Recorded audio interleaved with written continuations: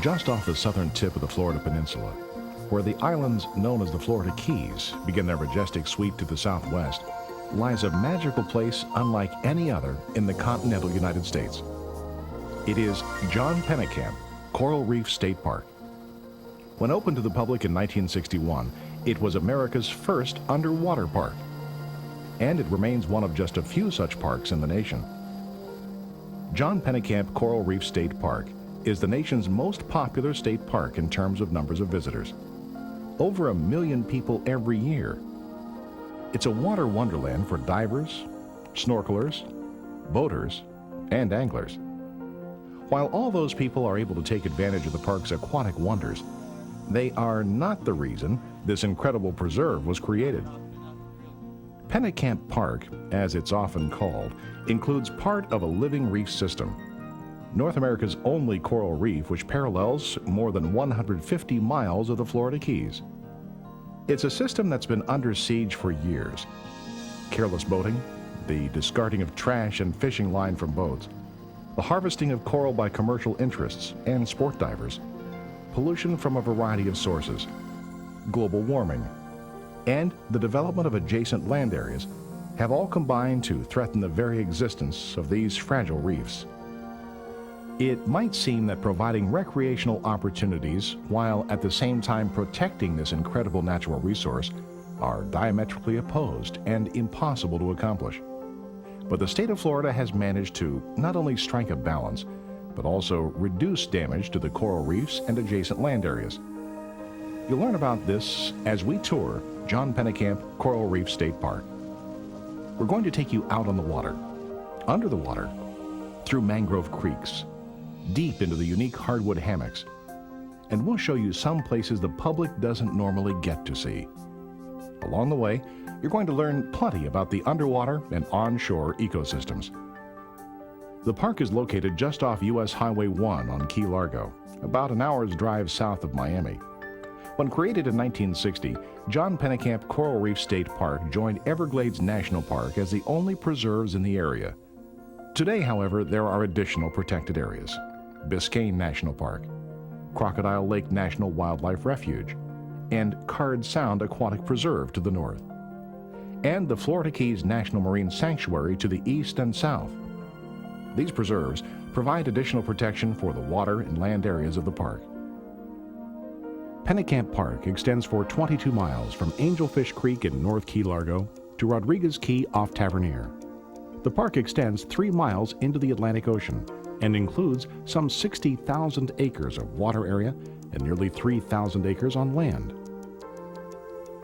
Whether you're driving up the Keys from the south or coming down from Miami, the entrance to John Pennekamp Coral Reef State Park is easy to find. It's located at mile marker 102.5 on Key Largo. Good morning. Hi, how you doing? Okay, and yourself? Very well. Welcome to John Pennekamp Coral Reef State Park. Here's our brochure. You interested in coming to the park for the day? Absolutely.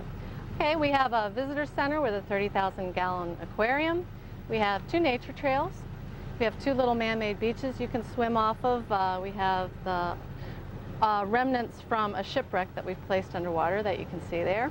And our concession takes boats out to the reef if you're interested in going and seeing the coral. All right, very good. How much is it? It's going to be $4 for the car plus 50 cents for the person, so that'll be a total of $5. Okay.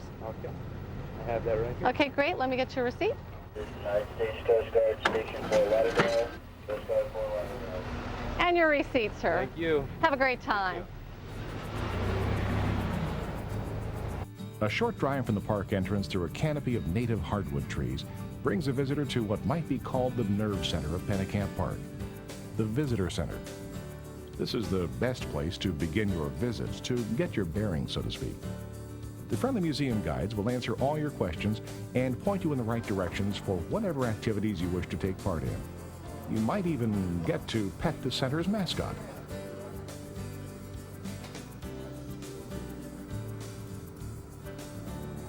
Pennekamp Park is all about recreation, preservation, and education.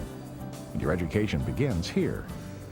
A 30,000-gallon aquarium and a series of smaller tanks tell the fascinating story of the offshore reefs and their colorful inhabitants. You learn how the reefs were created, what sustains them, and how they've been damaged. For those visitors who don't plan to visit the real reefs, this area of the visitor center is a must-see. Activities at Pennekamp Park range from passive to extremely active. Some visitors may want to do little more than soak up the sun. That's easy enough at Cannon Beach, just a few steps from the visitor center. However, most can't resist the lure of the water and the chance to snorkel over the replica of a Spanish shipwreck complete with real cannons dating from the 1700s. Incidentally, the water here is not nearly as clear as the water over the offshore reefs simply because this is a shallow area in a mangrove-lined lagoon. Seagrasses and mangroves produce tannin-stained water and fine organic debris, easily suspended by swimmers. Quite often there's an interesting sideshow in the waters of Cannon Beach as swimmers find themselves sharing space with schools of tarpon. These are large, non-edible game fish which pose no threat to swimmers. Tarpon often roll at the surface, and the sight of their dorsal fins sometimes gives swimmers a fright. Although small sharks are common in the area and easily observed, there's no record of shark attacks in Pennekamp. There's also a second swimming area called Far Beach, which is more appropriate for young children since it's sandier and has a more gentle slope. However, within 100 feet, a third swimming area provides snorkelers access to seagrass beds and a unique community of marine life among the prop roots of the red mangroves. Before we take to the water, we should point out that while there are no hotel-type accommodations in the park, there is a large campground. It includes shaded parking with water and electric hookups for all size RVs, as well as space for tent campers. There are also sanitary facilities, including a pump-out station for the RVs. The campground is an easy walk from all Pennekamp Park's activity centers. Many park visitors trailer their own boats. No problem. There's a modern launching facility adjacent to the dive center. Additionally, there's dock space available and offshore mooring balls for those who arrive aboard their boats. There is no admission charge for water arrivals and only nominal charges for overnight dockage or mooring. There is a public marine pump-out facility for visitors who arrive by boat. If you want to strike out on your own for some diving, snorkeling, or fishing, but don't have a boat, you can rent one at the dive center. Open fishermen are available in 4 sizes from 19 to 28 feet and are rented by the hour, half day, or full day. For many of the park's activities, you'll have to visit the gift shop located next door to the visitor center and just off Cannon Beach. This is where you'll find hats, souvenirs, sunscreen, replacements for small items you may have left at home, and the snack bar. Also, this is where you get tickets for glass-bottom boat and snorkel trips and rent kayaks and canoes. We mentioned that you can be extremely active if you desire, and paddling a canoe or kayak on a water trail will give you plenty of exercise. The clear, quiet water of the canoe trail winds through one of the most critical areas of Pennekamp Park, the mangrove swamps and shorelines. Time for a little education. Mangroves, which are found throughout southern Florida and other tropical shorelines around the world, serve many purposes.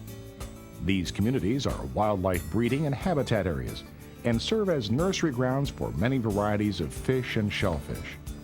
Several of the species you'll see on the reefs got their start here amid the tangled and protective root systems. Those unique roots also provide some natural filtration of runoff from shore and provide protection against erosion resulting from boat wakes and tidal surges. If you're not up to paddling or don't feel comfortable in a kayak or canoe, you can see the mangrove communities by taking a short walk along the mangrove trail. It's a boardwalk with informational signs along the way and an elevated viewing platform. Since the water is quite clear, you'll probably get glimpses of fish and crabs that call the mangrove roots home. Throughout southern Florida, mangroves are protected and permits for removal or trimming of mangroves are required. Many developers and property owners have had to bear the costs of fines and restoration for illegally cutting or removing the trees. Okay, John Pennekamp Coral Reef State Park is an underwater park with beautiful reefs, right? So let's head out to sea on the Spirit of Pennekamp, a big, modern, glass-bottom catamaran. The Spirit is one of several boats operating out of Pennekamp Park, which are among the most modern and best maintained to be found anywhere. The Spirit offers the opportunity for non-swimming park visitors and those not comfortable with the idea of snorkeling or diving to get some great views of the reefs and the creatures dwelling in and around the coral. A female stoplight parrotfish. And then just behind that parrotfish, we have two beautiful purple oval-shaped fish. Those are blue tang and members of the surgeonfish family. Very, very common out here. All the beautiful flexible corals we're seeing on top of the reef. You'll see the things that look like large leaves. Those are called sea fans. And down towards the ocean floor, we see these things that look like feather dusters. Those are called sea plumes. On hot summer days with calm winds and seas, the waters can get a bit crowded as private boats and those from the park and the many dive shops operating in the Key Largo area congregate over the most colorful reefs. However, between the vast area of the park and the adjacent National Marine Sanctuary, there's plenty of room for everybody. In fact, the boundary between the two preserves is more than friendly. The Pennekamp Park boats regularly visit reefs and shipwrecks located in federal waters. Back at the park docks, it's time to go snorkeling. Several comfortable boats take snorkelers to the reefs. Most make 3 trips a day, and safety is always emphasized. First of all, how many good swimmers do I have here today? Everybody, we hope. Okay, you've all been given that safety vest. That vest is required to be worn on the body. Whenever the body goes in the water, Robert's going to show you all about that vest in just a moment. Now, the ride out's going to take right around 30 minutes. That's a perfect time for you folks to try on all of your equipment. While visitor safety is of prime importance, so is the safety of the reefs. Snorkelers and divers are briefed, not only on what they're likely to see, but also to make sure they do no harm to the coral. It's part of a continuing education process by John Pennekamp Coral Reef State Park and its concessionaires. Topping the don't list, don't touch the coral and don't stand on coral formations. Even incidental contact can kill the delicate organisms that form the basis of coral growth. Through the years, snorkelers and divers have caused significant damage to the reefs, as have ship groundings, coral mining, anchor dragging, pollution, and disease.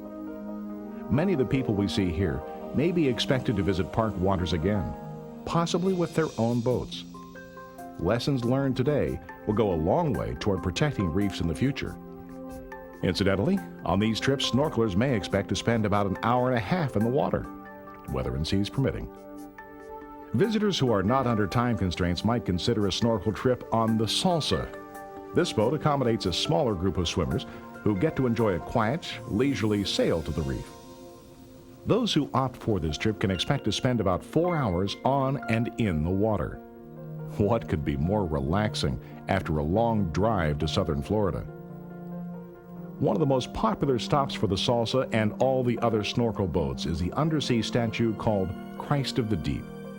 The statue is actually in federal waters and is part of a beautiful reef formation which includes several varieties of corals, sea fans, and fish. We need to point out that some of the park's patch reefs and coral formations lie in shallow water, 1 to 2 feet below the surface. Some even emerge above the surface at extreme low tides. These are ideal for snorkelers to get a close-up view of the living reef. In waters 10 feet deep and beyond, the snorkeler is limited by lung capacity. However, strong swimmers sometimes get a closer view of the incredible beauty below. Which brings us to the ultimate means of visiting the reefs, scuba diving. The procedures for setting up a dive trip are a bit different from booking a snorkel tour. This requires a visit to the dive shop, just a short 200-yard walk from the visitor center and main concession area. Because the dive boats take smaller group dives, they should be booked in advance. At the shop, diver's certification will be checked, and those in need of equipment can rent everything they'll need, from BCs to tanks to flippers. We hook you up with a dive buddy on the boat if you don't have one. Yeah. So you just go together. Yeah, there's a dive master on the boat, and he briefs you before you jump in the water. He tells you what locations you're going to be seeing and directions to go. Lack of certification is no problem. The dive shop is a 5-star PADI training facility offering every level of scuba instruction from a resort course to advanced instructor training. It's possible for a novice to start instruction at 9 in the morning and be diving in the afternoon. Once in the water, a scuba diver with a single tank becomes a part of the reef community for 45 minutes or more. Freed from the constraints of rising to the surface for gulps of air, the diver is now in a world of brain corals, staghorns, sponges, sea fans and feathers, anemones, urchins, and fish that either dwell on the reefs or visit from time to time. It's a world of amazing color.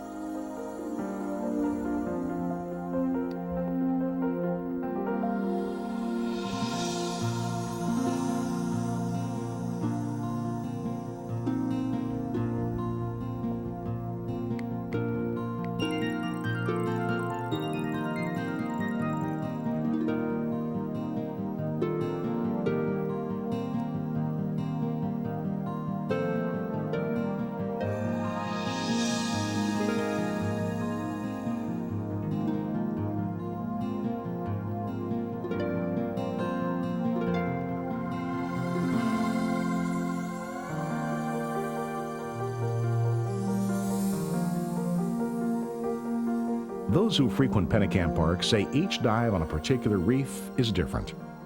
The basic structure remains the same, but something is always different. Maybe a pair of barracuda, which were nowhere to be seen yesterday. Perhaps the hogfish playing a game of hide and seek with the diver.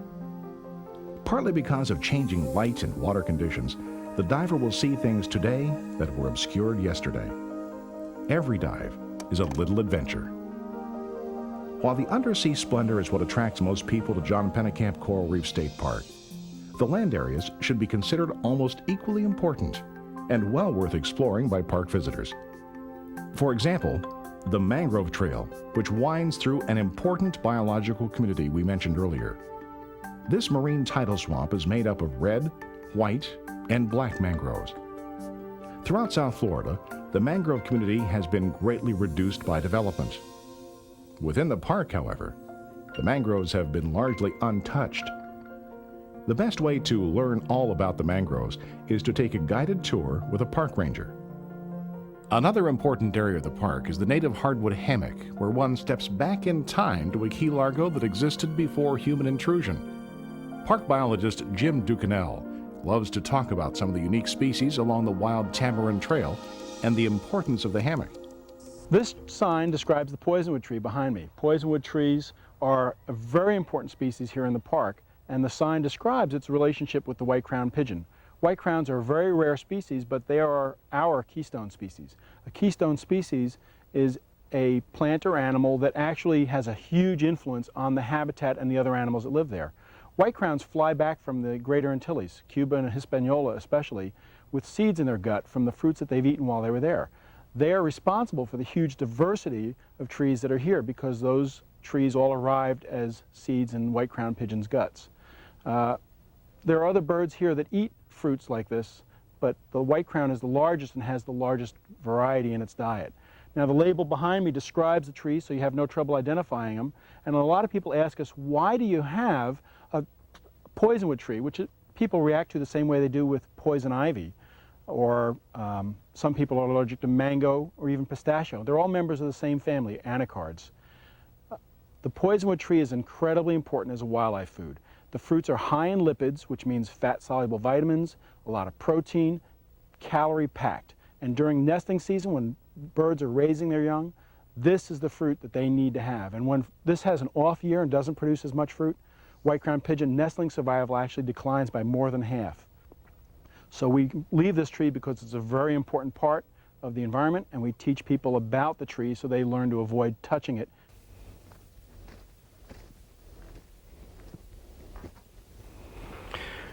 This is a large West Indian mahogany, and this actually may be large for us, but there used to be a lot of larger trees here. They were logged out for the timber, which is obviously valuable. Everybody has heard about mahogany being used in furniture, etc. The mahoganies, because of their coarse bark, are also a major host plant for epiphytes, orchids, bromeliads, really like to grow on this tree because the coarse bark holds a lot of moisture. And like I said, although this is a large tree by the standards of the forest here today, there are a few of the champions left that takes 3 people my size to wrap their arms around. So they do get quite a bit bigger than this, and there are a small number of those big old trees left, mostly in fairly inaccessible places. The hammocks and other land areas of the park are preserved, protected, and thriving. But along the mangrove shoreline, on the reefs, and in the critical seagrass beds, it's a somewhat different story. Whether unwittingly or by design, people and boats have caused untold damage to the fragile reefs. A glaring example of such damage is at a reef called Mosquito Banks, where a large boat ran aground in 2001.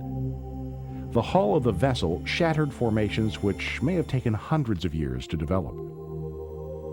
Whenever such incidents occur, it's up to David Boyd and other park biologists to dive on the location and assess the damage. Such assessments are used to pursue legal action in an effort to recover monetary damages from boat owners. The biologists also determine whether the damage can be repaired. We'll see some examples of reef repair work in a moment.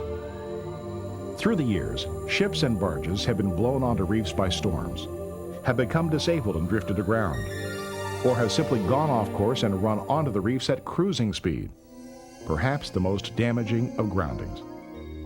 The reefs of the park and adjacent federal waters are littered with shipwrecks dating back to the 1600s. Many wreck sites have never been discovered. Pennekamp waters are patrolled by park rangers and officers of the Florida Fish and Wildlife Conservation Commission. They've been effective in preventing the taking of coral, enforcing fishing and lobstering regulations, and keeping boats out of restricted areas. However, it's nearly impossible for officers to prevent groundings. But through educating conscientious boaters, many groundings can be prevented, especially since so many happen at night. An aerial survey reveals far too many propeller scars which have damaged sensitive seagrass flats. There are plenty of signs and other aids to navigation warning powerboaters away from the flats, many of which are limited to canoes and kayaks. But with limited personnel covering 60,000 acres, many inexperienced or careless boaters do manage to go astray. And it sometimes takes years for their scars to be covered by new seagrass growth. Heavy boat traffic also takes its toll on mangroves and their communities of immature fish and shellfish. A wake from a speeding boat can wash several yards into the mangrove root system, dislodging sea life, loosening roots, and removing supporting substrate. A more extreme example of mangrove damage is the huge scar caused by a large speedboat. The boat went out of control at full throttle and buried itself deep into the mangroves. Back on the reefs, park officials have managed to sharply curtail damage from boat anchors by installing mooring buoys and encouraging commercial and private boat operators to tie up to the buoys rather than dropping anchor. Also, banning the taking of spiny lobster from the park's reef areas has cut down on damage from bully nets and divers crawling over the coral to pull the lobsters from their holes. If there's one key element in the preservation equation in all areas of the park, it has to be education. Getting the word out to all users of Pennekamp Park, whether they arrive through the gate by car or enter the park waters by boat. Education is an important part of the job description of park rangers who spend considerable time and effort making sure visitors understand the fragile nature of the park, especially the water areas. Concessionaires, especially those dealing with boats, divers, and snorkelers, also play an important role in the education of park visitors. The basic message is do no harm to this fragile ecosystem.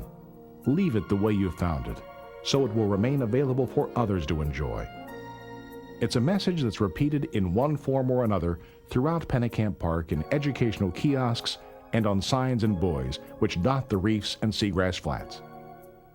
Education also extends to future generations through the Junior Ranger program. Junior Rangers are students at nearby schools who spend time volunteering at the park.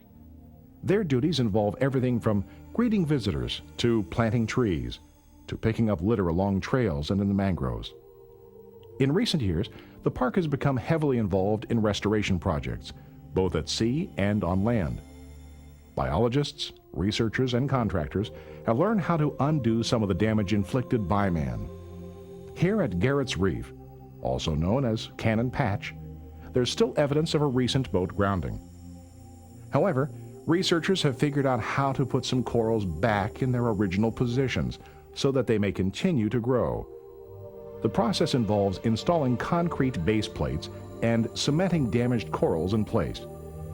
The results of this process can be easily seen here at Garrett's Reef. But at nearby Basin Hill Shoals, a restoration project is only visible to an expert like biologist David Boyd. A ship grounding in the year 2000 caused considerable damage. But 1 year later, following a restoration project, there was enough new growth to obscure the telltale restoration marks. David Boyd points out the project, but the camera really can't see it. Thus far, restoration techniques have only been used on smaller coral formations. But with further experimentation, researchers may develop the technology to undertake far larger restorations. For a number of years, experts have been aware that the reefs, seagrass flats, and mangrove swamps of John Pennekamp Coral Reef State Park have been adversely affected by development of adjacent land areas. Dredging destroyed a number of areas, as well as producing silt, which proved damaging to reefs and seagrass beds. Development of housing projects, marinas, and other facilities along the coastline resulted in all manner of water pollution from sewage, boat fuels, paints and pesticides, toxic PCBs, and fertilizers, all deadly to marine life. That's why the state of Florida, tapping several funding sources, has been acquiring developed and undeveloped lands surrounding Pennekamp Park. State ownership means no development of these properties and, thereby, additional protection for park waters. The acquisitions range from large tracts to individual vacant lots. A major acquisition north of the park is Port Bougainville, a 400-acre tract which would have been the largest condominium development in the Florida Keys, had the developer not gone bankrupt. Before that happened, however, a marina had been dredged, docks built, condo buildings were taking shape, and a sales office was built and operating. Under state ownership, the buildings will be removed and the property restored as closely as possible to its original state. Pennekamp Park Manager Danny Jones. Our goal is to go ahead and get rid of all structures on the property, and hopefully the first building that we'll get rid of is this old sales office, and we'll go ahead and push it into the marina and then bring the marina up to the natural elevation. And this is our goal throughout, is to restore the natural coastline and protect the coral reefs offshore.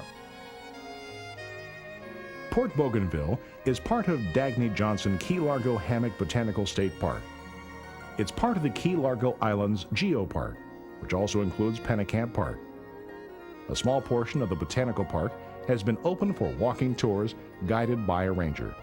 However, vehicles are not allowed in the park.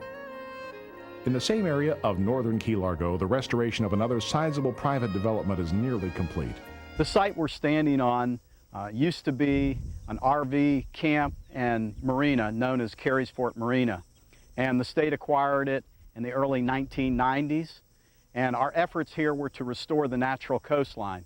As you look over my shoulder to the right, this is an area that has already been scraped down, and it is already getting tidal flow back to what the natural state would have been. And if you look over to your left here, this is where the actual marina was, and already we have pushed in the seawall that surrounded the marina, and the fill that came from the areas that we've scraped down have been placed in the marina, and we've got a little more work to do here, but it's on its way. Finally, we visit a place called Dispatch Slough. No buildings or marinas here, just abandoned roads that cut off a critical flow of water. Right now we're standing at the north end of the park, and over my shoulder is Dispatch Slough.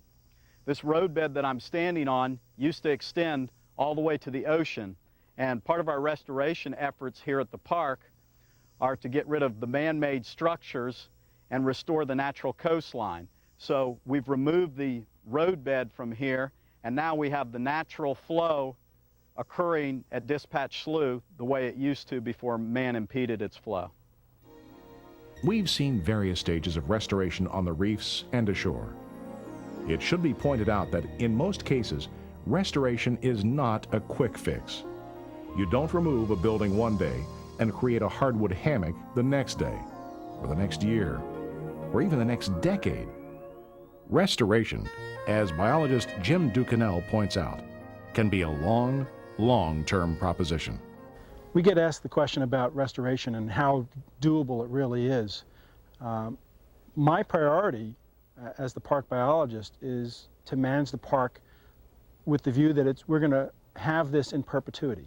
And so, you know, whether I can accomplish something in 50 years or during my career, which as short as that might be, you never know. But if you manage things in view of the fact that we're going to hold this example of original Florida forever, then you're willing to undertake projects that might otherwise be daunting. And in some cases where it's just removing fill that has been placed and re-exposing the original bedrock and restoring the original elevation, that's actually fairly simple. More complicated is where we've dredged and excavated, putting rock back in there. It will be probably thousands of years before that refilled basin acts anything like it would have in the original condition as far as its permeability to water movement, the plants that grow on the surface. It's going to take maybe thousands of years, but that shouldn't daunt us. I mean, we're looking at long-term restoration. That's the story of John Pennekamp Coral Reef State Park, a story that goes well beyond the park boundaries. What have we learned?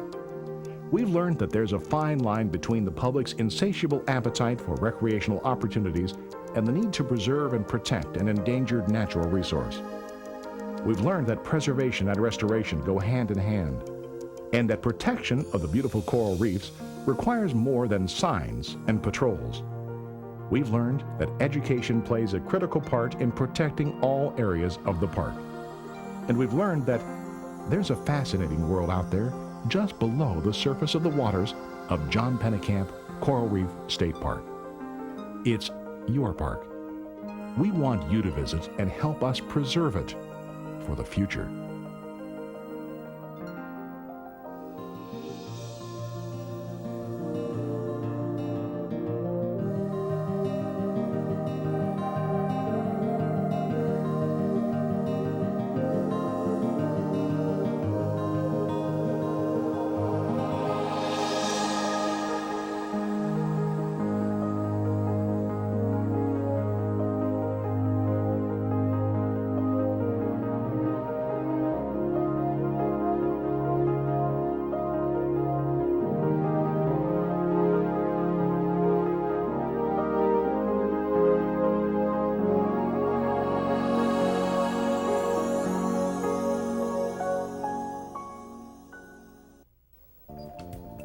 This program was produced and licensed by International Video Projects Incorporated of Lakeland, Florida. For additional information about this program and other programs we offer, please write International Video Projects, 6700 South Florida Avenue, Suite 28, Lakeland, Florida, 33813-3312, or call toll-free 800-852-0662. Our collection of programs may also be reviewed on our website, www.videoprojects.tv. Thanks for watching.